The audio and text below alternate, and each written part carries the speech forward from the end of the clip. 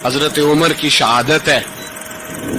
یہودی بول اٹھا, کافر بول اٹھا, اگر 6 مہینے عمر دنیا میں اور رہتے تو دنیا میں کوئی کافر موجود نہ ہوتا. 6 مہینے. اور جب اس بطل جلیل کا جنازہ اٹھا, اللہ بخاری پڑھیے نا, اللہم ارزقنا شہادۃ فی سبیلک, اللہ بسترے کی موت نہ دینا, شہادت کی دینا. عمر شہید ہوئے, مسجد نبوی میں نماز پڑھاتے, اور جب جنازہ اٹھا تو مدینے کا پھر پیچھے جو دلیر بچے وہ مولا علی تھے. مولا علی, جناب عمر کا جنازہ اٹھا تو سب سے پہلی ہائے جو نکلی وہ حضرت علی کی زبان سے نکلی, اور حضرت علی کی ساری داڑھی آنسوؤں سے بھر گئی. لوگوں نے کہا کہ علی کیا ہوا؟ فرمانے لگے تم دیکھ نہیں رہے جنازہ کس کا اٹھا ہے, پلٹ کے دیکھو تو صحیح, تم پتہ نہیں یہ کون گیا ہے. کہ حضور کیا ہوا؟ آپ فرمانے لگے عمر اس طرح کے کام کر کے گیا ہے, اب ان کے رستوں پہ کون چلے گا؟ کون اس کے جگر راہ وفا میں میں نقش ایسے چھوڑ آیا ہوں, میں جس منزل سے گزرا ہوں وہ اب تک یاد کرتی ہے. حضرت علی حضرت عمر کے جنازے پہ کھڑے ہو کے کہتے ہیں اللہ مجھے اس طرح کے عمل کرنے کی توفیق دے جس طرح کے عمر کر کے گیا. میرے بھائی, بطل عزیز, بطل حریت حضرت عمر رضی اللہ تعالیٰ عنہ, جو اپنی زندگی انقلاب والی گزار کے گئے. عمر جب دنیا سے گئے تو 80 دینار کا قرضہ تھا, 22 لاکھ مربع میل کا حکمران, اور اپنے بیٹے سے کہنے لگے بیٹے کوشش کرنا تیرے خاندان والے مل کے میرا قرضہ اتار دے, میری قبر پہ بوجھ نہ رہے, اور اگر خاندان والے مدد نہ کریں تو میرے دوستوں سے بات کرنا, وہ مدد نہ کریں تو پھر علی سے بات کرنا. ان کا پیار آپس میں اتنا, اور تو اختلاف ثابت کر رہا ہے. 80 دینار کا قرضہ چھوڑ کر حضرت عمر دنیا سے گئے, اور جاتی دفعہ کہہ گئے میرے بعد میرے بچوں کو حکومت کے مشورے میں بھی شامل نہ کرنا, حکومت کے مشورے میں بھی میری اولاد شامل نہ ہو. اتنا بڑا شخص اتنا بڑا رنگ دے کے 1 محرم کو جب عمر فاروق کا وصال ہوا تو بیٹے سے کہنے لگے اماں عائشہ سے جا کے کہو میرا بھی نبی پاک کے روزے میں دفن ہونے کو دل کرتا ہے. ایک قبر کی جگہ ہے اماں جی نے اپنے لیے رکھی ہے, بخاری ہے بخاری. حضرت عائشہ کے پاس صاحبزادے گئے, کہنے لگے اماں جی عمر کو زخم لگ گیا ہے, حالت بڑی پریشانی والی ہے. وہ کہتے ہیں اگر اماں اجازت دیں. سید عائشہ رو پڑی, فرمانے لگی کہ وہ اپنی قبر کی جگہ تو نہیں نہ کسی کو دیتا, پر عمر نے کمال ہی بڑا کیا. اسے کہو جاؤ گنبد خضرا میں قیامت تک جو مصطفیٰ پہ اور ابو بکر پہ سلام پڑھے گا وہ تجھ پہ بھی سلام پڑھ کے جائے گا. جاؤ میں نے جگہ دی. اعلیٰ حضرت فاضل بریلوی رحمت اللہ علیہ فرماتے ہیں وہ عمر جس کے آدھا بشیدہ شکر, اس خدا دوست حضرت پہ لاکھوں سلام, اس خدا دوست حضرت پہ. آپ یقین کریں ممبر پہ بیٹھا ہوں, حضرت عمر کا جب نام لیتا ہوں تو میرے وجود کے رونگٹے کھڑے ہو جاتے ہیں. حضرت عمر کی زندگی جب پڑھتا ہوں تو لگتا ہے خدایا ایسے شخص بھی دنیا میں آئے. کہ حضرت عمر رضی اللہ تعالیٰ عنہ کا آج یوم شہادت ہے. میرا تو دل کرتا تھا کہ فجر سے باتیں شروع ہوں اور سارا دن ہی عمر کی باتیں ہوتی رہیں, سارا دن جناب عمر کی باتیں, سارا دن. اس لیے کہ ذکر جناب عمر کا ہوگا پر راضی اللہ کے رسول ہوں گے. میرے رسول پاک علیہ السلام سب کے لیے دعا مانگتے ہیں نا, حضور کی دعا عام ہے, لیکن مصطفیٰ کریم نے کعبے کا غلاف تھام لیا, اور غلاف کعبہ کو حضور نے سینے سے لپٹایا اور سینے سے چمٹا کے کہا اللہ میں نے تو کبھی سوال ہی زیادہ نہیں کیے, میں کرنے آیا ہوں, مجھے عمر دے دے, عمر دے دے. حضور نے مانگ کے لیا. اور پھر جب جس کو حضور مانگے اللہ سے, حضرت عوف بن مالک اشجعی ایک صحابی ہیں, حضرت عوف بن مالک رضی اللہ تعالیٰ عنہ فرماتے ہیں کہ جناب ابو بکر صدیق کا زمانہ تھا تو میں نے خواب دیکھا, میں نے خواب میں جناب عمر کو دیکھا, اور میں نے دیکھا کہ کوئی کہنے والا کہہ رہا ہے کہ عمر وہ ہے کہ اللہ کے رستے میں کوئی اسے جتنا مرضی برا بھلا کہے یہ پرواہ نہیں کرتا. کس کے رستے میں؟ بولے سارے. اس کا مطلب ہے اللہ کے رستے میں لوگ برا بھلا بھی. قرآن مجید نے کہا وَلَا يَخَافُونَ لَوْمَةَ لَائِمٍ, کچھ لوگ ایسے ہیں جو برا بھلا کہنے والوں کی پرواہ وہ پرواہ نہیں کرتے. اور دوسری بات میں نے یہ دیکھی کہ عمر خلیفہ بنے گا. اور تیسری بات میں نے خواب میں یہ دیکھی کہ عمر شہید بھی کیا جائے گا, عمر شہید بھی ہوگا. یہ میں نے 3 باتیں خواب میں دیکھی. فرماتے ہیں میں نے آ کے خواب حضرت ابو بکر صدیق کو سنائی, وہ خلیفہ تھے. وہ کہنے لگے ٹھہر جا, میں عمر کو بلاتا ہوں, اس کے سامنے دوبارہ سنانا. اس کے سامنے فرماتے میں نے بلایا حضرت عمر فاروق کو, آ کے بیٹھے. خواب شروع ہوا. کا ایک بات تو میں نے یہ دیکھی کہ آپ ملامت کرنے والے کی پرواہ نہیں کرتے. دوسرا آپ خلیفہ بنے گے. جناب عمر کہنے لگے چپ کر, ابو بکر کے سامنے ہی کہہ رہا ہے, چپ کر, خلیفہ کے سامنے ہی کہہ رہا ہے. تو حضرت ابو بکر صدیق کہنے لگے عمر اسے کہنے دو, مجھے لگتا ہے رب کی رضا یہی ہے کہ میرے بعد اگر مصطفیٰ کا منبر ملے تو عمر کو ہی ملے, اسے کہنے دو, کہنے دو. حضرت عمر رضی اللہ تعالیٰ عنہ کو تیسری بات کہی. حضرت عوف بن مالک نے کہا آپ شہید کیے جائیں گے, میں نے خواب دیکھی ہے. نیک لوگوں کے خواب بڑی حد تک سچے ہوتے ہیں. کہا میں نے خواب دیکھی ہے. تو حضرت عمر کہنے لگے شہید تو دلیر لوگ ہوتے ہیں, شہید تو دلیر, جسے سارا زمانہ دلیر کہہ رہا ہے وہ اپنے بارے میں کیا کہہ رہا ہے. کہتے ہیں شہید تو دلیر, میں تو کاہل سا آدمی ہوں, سست آدمی ہوں, میں تو اتنا کام ہی نہیں کرتا. تو یہ خواب تو نے جو ٹھیک ہے دیکھا ہے نا, پھر سے دیکھنا. تو ابو بکر صدیق فرمانے لگے عاجزی نہ کر, انکساری نہ کر, تو جو کہہ رہا ہے ٹھیک کہہ رہا ہے, لیکن مجھے سن کے شکر بھی ہوا ہے اور افسوس بھی ہوا ہے. افسوس اس بات کا کہ تیرے جیسا بطل عظیم چلا جائے گا, اور شکر اس بات کا کہ رب تجھے زندگی بھی اعزاز والی دے گا, اور شہادت کی موت دے کے اللہ تجھے موت بھی عزت والی عطا فرمائے گا. اللہ موت بھی تجھے عزت والی دے گا, تجھے کاہلوں جیسی موت اللہ. حضرت فاروق اعظم رضی اللہ, او بھائی یہاں تو اس زمانے کا سب سے بڑا مسئلہ پروٹوکول ہے. ہم چھوٹے طبقے سے لے کر بڑے سارے پروٹوکول کے قائل ہیں, پر حضرت عمر رضی اللہ تعالی, حضرت عمر کی سادگی اور پھر جناب عمر کی عاجزی, جب انسان اپنے اوپر سوار کر لیتا ہے نا, سوار کر لیتا ہے, میں بدکار پرانا خادم, کسے در ملی نی ٹوئی, تے واصف یار نے نظر جو کیتی تے واصف ہی. میں اکثر سوچتا ہوں حضور نے جہاں بھی کہا نا, فرمایا میرے بعد نبی ہوتے تو خطاب کے بیٹے عمر ہوتے. حضور نے فرمایا عمر جس رستے سے جاتا ہے شیطان وہ رستہ بدل جاتا ہے. نبی پاک صلی اللہ علیہ وسلم نے فرمایا میرا عمر وہ ہے کہ اس کی زبان پر حق جاری ہے. حضور علیہ الصلوۃ والسلام نے فرمایا 950 سال حضرت جبریل میرے عمر کی شان بیان کریں تو ان کی عظمت ختم نہیں ہوتی. 950 سال جبریل عظمت بیان کرے تو ختم نہیں ہوتی. یہ بات ہے حضرت عمر کی. اور فرمایا عمر ابو بکر کی نیکیوں میں سے ایک نیکی ہے, یہ شان ہے عمر فاروق رضی اللہ تعالیٰ عنہ کی. حضور نے فرمایا میرے بعد نبی ہوتے تو عمر ہوتے, جس گلی سے عمر آئے شیطان رستہ بدل جائے. میرے عمر فاروق کی شان 950 سال بیان ہو تو ختم نہ ہو. عمر کی زبان پر اللہ حق بیان کرتا ہے, جو عمر کہتا ہے وہی رب کر دیتا ہے. حضور ساری زندگی فضیلتیں بیان کرتے رہے, عمر جواب میں کیا کہتے ہیں؟ کوئی بتائے نا کہ یہ والی حدیثیں کبھی عمر نے بھی روایت کی ہوں کہ حضور نے میرے بارے میں یہ کہا ہے.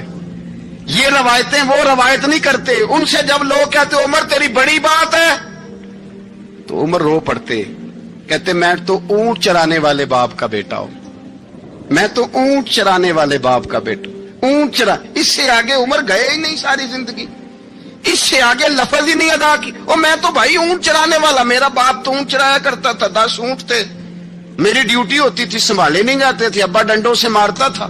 ساری زندگی عمر حج کرنے گئے, ایک خشک تنا کھجور کا عمر فاروق رضی اللہ تعالیٰ عنہ نے اس کو اپنے کلاوے میں لیا, رونے لگے. لوگوں نے کہا عمر کیا ہوا؟ فرمانے لگے یہاں میں اونٹ چرایا کرتا تھا, یہاں میں اونٹ چراتا تھا, 10 اونٹ سنبھالے نہیں جاتے تھے. دیکھو رسول اللہ کی شان, آج ساری امت چلانے کا طریقہ عطا فرما دیا ہے. ساری نظریے سے پیار. یار پیسہ کس کو برا لگتا ہے؟ سارے صحابہ مل کے آئے, کہنے لگے عمر فاروق سے کہنا ہے نبی پاک کے زمانے میں تو ظاہراً غربت تھی, ابو بکر کے دور میں بھی غربت تھی, اب تو بڑا مال ہے. عمر سے سفارش کرو کہ عمر نیا کرتا پہنا کرے. ملکوں کے سفیر آتے ہیں, عمر وہی پھٹی پرانی چادر اوڑھ کے اور وہی کئی جگہ پہ پیوند لگے سوٹ پہن کے سفیروں کے سامنے بیٹھ جاتا ہے. عمر کو مشورہ دو, طے ہو گئی بات. سب نے جب مشورہ دے لیا تو سارے کہنے لگے یہ بتاؤ شیر کی مونچھ کو ہاتھ کون لگائے گا؟ کہنا کس نے ہے؟ بندہ بھی تو ڈھونڈو نا. نے کہا جناب میرا یہ خیال ہے کہ مولا علی شیر خدا کہیں گے, کیونکہ جس شخص کی عمر کو سب سے زیادہ حیا کرتے دیکھا وہ شیر خدا مولا علی ہے رضی اللہ تعالی علی کہیں گے. اس لیے کہ جناب علی تو کئی دفعہ جب گفتگو کرتے تھے تو حضرت عمر چپ کر جاتے تھے اور فرماتے تھے علی نہ ہوتا تو میں ہلاک ہو جاتا. تو کہا علی سے کہو. جناب علی شیر خدا کو بلایا. کس کام کے لیے جی؟ اللہ اکبر. یہ ذرا آپ نے اس دور پہ اس بات کو ذرا لاکا جناب ان سے کہیں کہ زیادہ نہیں, ایک کرتا نیا پہن لے. سفیر آتے ہیں, وزیر آتے ہیں, تو ایک کرتا نیا پہن لے. حضرت علی کو بلایا. آپ فرمانے لگے کوئی اور بات ہوتی تو میں کہہ دیتا, یہ والی میں نہیں کہہ سکتا. کوئی اور ہوتی تو میں عمر کو کئی دفعہ کہہ دیتا ہوں, جلال میں بھی تو سن, یہ والی میں نہیں کہہ سکتا. میں تمہیں ایک مشورہ دیتا ہوں. کہ وہ کیا؟ کہنے لگے سید عائشہ صدیقہ سے کہو, وہ مومنوں کی ماں ہیں, عمر ٹالے گا نہیں. اماں جی سے جا کے کہا اماں جی نیا کرتا عمر سے کہیں پہن لیں. وزیر آتے ہیں, بڑے بڑے لوگ, تو چلو کوئی حرج نہیں. اماں جی نے کہا اچھا کوئی بات نہیں میں بلا لیتی ہوں. جناب عائشہ نے پیغام بھیجا. جب خادم نے کہا نا مصطفیٰ کے گھر سے پیغام آیا ہے, تو 20 لوگ بیٹھے تھے. عمر کانپتے ہوئے اٹھے, کانپتے دوڑے. حضرت عائشہ پردے میں تھی تو فرماتی ہیں عمر اتحیات کی حالت میں بیٹھ گئے. کہا اماں جی دیر تو نہیں ہو گئی مجھے آنے میں؟ کہا نہیں ٹائم پہ آ گئے ہو. کس لیے بلایا تھا؟ کہا عمر دیکھو غربت کے معاملات اور ہوتے ہیں, جب اللہ آسانی دے تو کوئی چیز استعمال کرنا حرام نہیں ہوتی, اگر حرام ہے تو بتاؤ. کہا نہیں اماں جی حلال ہی ہے. تو فرمایا پھر اتنے سفیر آتے ہیں, مشیر آتے ہیں, اب تو مال غنیمت بڑا آتا ہے, ڈھیر لگ جاتے ہیں مسجد میں, تو چل ایک نیا کرتا تم بھی پہن لیا کرو. اور آپ نیا کرتا پہنو گے تو دھاک بیٹھے گی غیروں پر. تو صحابہ کا مشورہ ہے کہ آپ نیا لباس پہنے. اماں جی کہتی ہے میں نے حکم دیا تو عمر چپ کر گئے, گردن جھک گئی. تھوڑی دیر کے بعد سیدنا عمر فاروق نے سر اٹھایا تو داڑھی پہ آنسو گر رہے تھے, رو پڑے. کہنے لگے پاک محبوب کی پاک بیوی جیسے حکم کرتی ہو میں حاضر ہوں, پر مجھے وہ والا لباس پہنانا جو میرے مصطفیٰ نے پسند فرمایا ہے. اگر یہ رنگ رسول پاک کا ہے تو میں حاضر ہوں, اور اگر نبی پاک کا نہیں تو پھر جیسے آپ حکم کریں. جناب عائشہ کہتے ہیں عمر روئے تو میں زیادہ روئی, میرا پلو بھیگ گیا آنسوؤں سے. میں نے کہا عمر آپ جائیے. عمر یوں نکلے تو جو صحابہ کھڑے تھے وہ کونے میں تھے, سارے آ گئے. کہا اماں جی کیا بناؤ؟ فرمایا بھائی تم سب جو باتیں کہتے ہو وہ اپنی جگہ ٹھیک ہیں, پر عمر جو بات کرتا ہے وہ سب سے زیادہ ٹھیک ہے. عمر جس پہلو پر بات کرتا ہے وہ یار ایسی عاجزی, ایسا رنگ, ایسا انداز, ایسا طرز حیات, ایسی زندگی. اولاد کے معاملے میں لوگ بزدل ہو جاتے ہیں, بزدل. پر حضرت عمر کا بیٹا مصر گیا, وہاں سے کمائی کر کے لایا, تجارت کرنے گیا, لاکھوں کا مال. کون سا باپ ہے دنیا میں جس کا بیٹا باہر سے پیسے لے کے آئے تو ابا تفصیل پوچھے کہ بیٹا کہاں سے کمائے, کہاں سے لایا, کتنے ملے, کیوں آئے؟ کون سا باپ تفصیل پوچھتا ہے؟ ابا تو کہتا لا صحیح, اور تعریفیں کرتا ہے میرا بیٹا بڑی کمائی کرتا ہے. کبھی پوچھا ہے اس سے کہ ڈیوٹی صحیح دیتا ہے کہ نہیں؟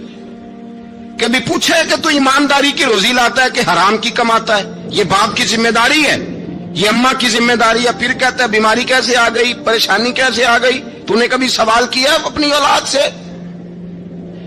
حضرت عمر فاروق رضی اللہ تعالیٰ عنہ کا بیٹا مصر سے پیسے کما کے لایا تو جناب عمر نے بلایا, فرمایا بیٹے اتنی تو تیرے پاس راس ہی نہیں تھی, تھوڑے سے تو پیسے لے کے گیا تھا, اتنی کمائی کیسے ہو گئی؟ اتنے تو پیسے نہیں تھے صاحب, کہاں سے کمائی لائے؟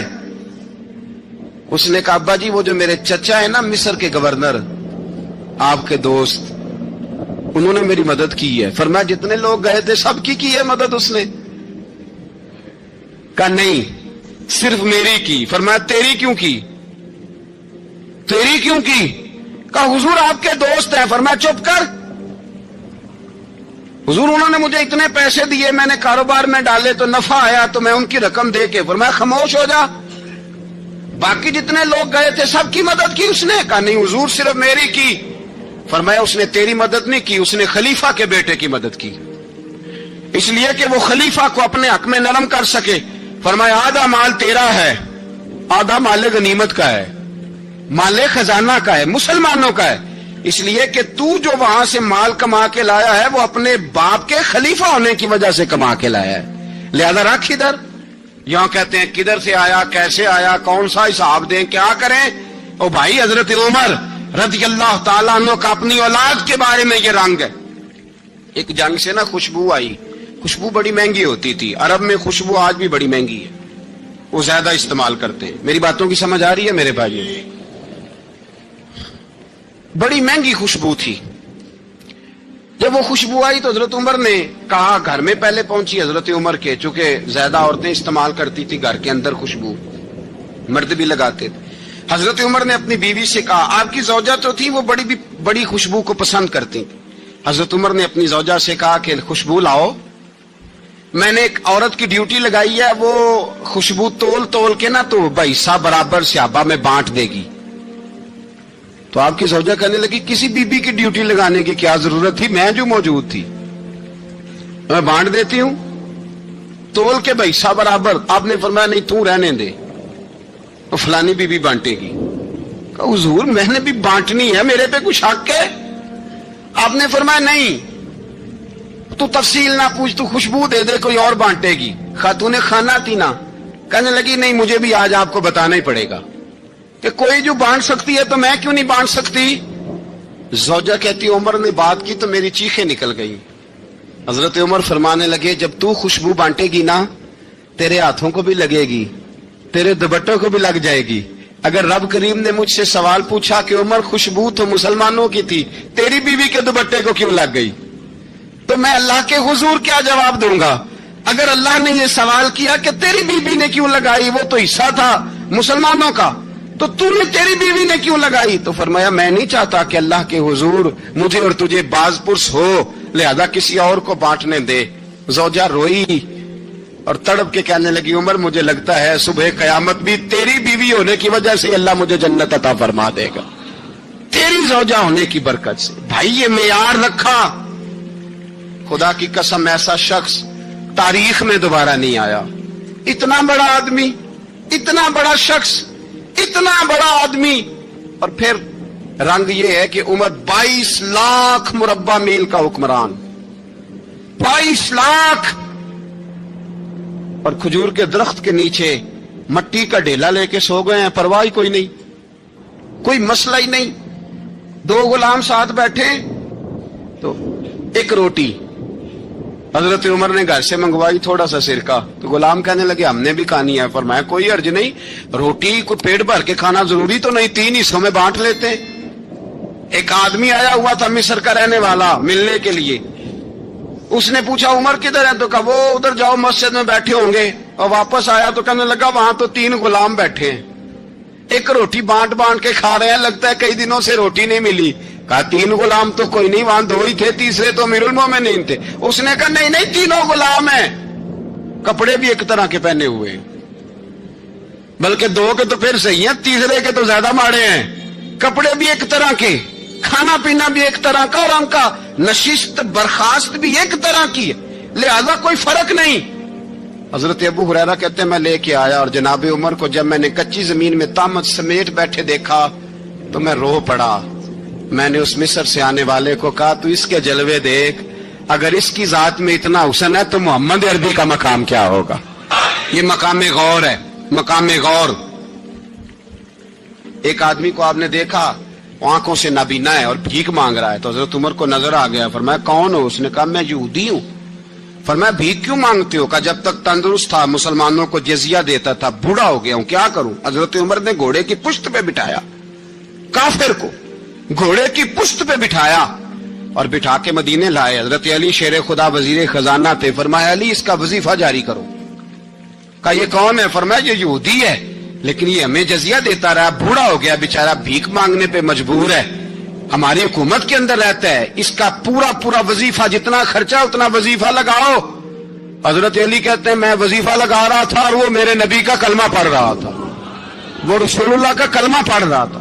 یہ مزاج، یہ نہیں کہ کافر۔ حضرت عمر نے گورنروں کو خط لکھے تھے کہ زبردستی کسی کو مسلمان نہیں کرنا، جہاں ان کی عبادت گاہیں بنی ہو گرانی نہیں، کوئی مندر کوئی گرجا ضائع نہیں کرنا، بات دور نکل جائے گی۔ اور میں اپنے مضمون پہ رہتا ہوں، اہل بیت کا پیار اگر سکھایا ہے تو جناب عمر نے سکھایا ہے رضی اللہ تعالی عنہ۔ امام حسن ملنے، آپ یقین کریں میں جب اس واقعہ کو پڑھتا ہوں تو میرا دل جھوم جاتا ہے، میں کہتا ہوں یار ڈاڈا ہونا اپنی جگہ پہ، عشق ہونا اپنی جگہ پہ، انسان کا باوقار ہونا اپنی جگہ، جہاں کھڑے ہونا تھا وہاں یہ کھڑے ہوتے تھے، اور جہاں جھکنا تھا وہاں یہ ان لوگوں میں اقبال نے کہا تھا تیری نگاہ ناز سے دونوں مراد پا گئے، عقل غیاب و جستجو عشق حضور و اضطراب۔ جہاں اگر آیا ہے سامنے کیسر و کسرا تو عمر جیسا دلیر کوئی نہیں، اگر سامنے آیا ایران کا بادشاہ تو عمر جیسا تگڑا کوئی نہیں، اگر آیا ہے سامنے غسان کا بادشاہ تو عمر جیسا عادل کوئی نہیں، لیکن اگر علی کا بیٹا آیا ہے، اگر فاطمہ کے لال پارے آئے ہیں تو پھر فاروق اعظم سے جیسا محب کوئی نہیں، پھر ان سے جیسا پیار کرنے والا کوئی نہیں۔ اندر بیٹھے ہیں جناب عمر، اندر تنہائی میں کچھ وزیروں سے گفتگو ہو رہی ہے، میٹنگیں جاری ہیں۔ آپ کے بیٹے ملنے آئے جناب عبداللہ ابن عمر، ابا جی ملنا ہے، بات ٹھہرو بات کر رہا ہوں، کوئی نہ اندر آئے۔ صاحبزادہ باہر کھڑا ہے، تھوڑی دیر گزری تو امام حسن بھی آ گئے۔ کون آئے؟ آپ کو جو ملے گا امام صاحب کا نام لینے سے، وہ سردار ہیں جنتیوں۔ کون آئے؟ سارے بولیے امام حسن، تیری نسل پاک میں ہے بچہ بچہ نور کا، تو ہے نور تیرا سب خرانا۔ امام حسن آئے تو حضرت عبداللہ ابن عمر کو دروازے پہ کھڑے دیکھا، کہا امیر المومنین کہاں ہیں؟ کہنے لگے حضرت عمر کے بیٹے، کہنے لگے وہ اندر بیٹھے، کچھ میٹنگ ہو رہی ہے اور انہوں نے کہا کوئی اندر نہ آئے، لیکن آپ جانا چاہیں تو چلے جائیں، آپ جانا چاہیں تو تیری نسل پاک میں ہے بچہ بچہ نور، آپ جانا چاہیں تو چلے جائیں۔ تو انہوں نے کہا جب آپ باہر کھڑے ہیں تو مجھے کوئی اتنا ضروری کام نہیں، اور ابھی زور کی نماز تھوڑی دیر میں ہوگی، میں مسجد میں مل لوں گا امیر المومنین سے۔ یہ بات کہہ کہ امام حسن چلے گئے۔ یار اتنی بڑی بات نہیں تھی، اتنی بڑی بات نہیں تھی۔ وہ میرے استادوں کا بیٹا بھی آئے تو کہا ٹھیک ہے جی وہ سوئے ہوئے ہیں تو کوئی غرض نہیں یار میں ٹھہر کے آ جاؤں گا، کوئی بڑی بات نہیں تھی، دیکھا جائے تو بڑی بات نہیں تھی، پر بات بہت بڑی تھی، اس لیے کہ یہ خالی حسن نہیں، یہ حسن ابن علی ہے، یہ حضرت فاطمہ کے لخت جگر۔ حضرت عمر باہر نکلے، عبداللہ ابن عمر سے پوچھا کوئی آیا تو نہیں؟ تو کہا حضور امام حسن آئے تھے۔ تو کہا پھر شہزادے کو اندر کیوں نہیں بھیجا؟ کہا میں نے کہا تھا۔ وہ کہنے لگے اگر امیر المومنین مصروف ہیں تو میں ظہر میں مل لوں گا۔ حضرت عمر رونے لگے، فرمایا بیٹے تو نے اچھا نہیں کیا۔ پھر مسجد نہیں گئے، سیدھے امام حسن کے دروازے دستک دی، امام حسن باہر آئے، کہا شہزادے آئے تھے تو ملے کیوں نہیں؟ تو امام حسن کہنے لگے حضور آپ کا اپنا بیٹا دروازے پہ کھڑا تھا، آپ کا اپنا بیٹا دروازے پہ کھڑا تھا، اور منع بھی کیا تھا آپ نے تو میں زور میں مل لیتا۔ حضرت امام حسن فرماتے جوش جذبات میں جناب عمر نے سر سے پگڑی اتار دی، جوش جذبات میں کہنے لگے حسن میرے بیٹے کا اور آپ کا کیا مقابلہ؟ کیا اس کی ماں کا نام فاطمہ الزہرا ہے؟ کیا اس کی نانی کا نام خدیجہ الکبریٰ ہے؟ کیا اس کے نانے کا نام محمد مصطفیٰ ہے؟ آپ کا اور اس کا کیا مقابلہ؟ پھر رو پڑے اور کہنے لگے بیٹے میں مکے کے صحراؤں میں اونٹ چرایا کرتا تھا، یہ جو میرے سر پر عزت کے بال ہیں یہ تیرے نانے کے اگائے ہوئے، میں مکے کے خبردار شہزادے خبردار۔ او بھائی اہل بیت نبوت کے ادب کا رنگ اگر سکھایا ہے تو سیدنا عمر نے سکھایا ہے۔